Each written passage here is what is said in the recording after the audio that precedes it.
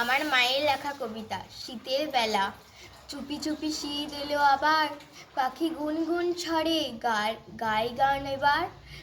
কৃষকেরা ধান কেটে বাড়ি ফিরে দিনের শেষে, পিঠে পুলি খাবে সবাই মিলেমিশে। পিঠের আয়োজনে সবার মন আজ মিঠে, নলের গুড়ের সুগন্ধে ভরে উঠেছে আজ আমাদের ভিটে। হরেক রকম পিঠে স্বাদ মনে ভরেছে আমাদের রসনা। দুধ পিঠে, চিতল পিঠে, গোকুল পিঠে, ভাজা পিঠে, পাটিসাপটা তৈরি হয়ে গেছে, নেই কোনো আর ভাবনা। শীতের কালে বাঙালির ঘরে ঘরে পিঠে পার্বণ।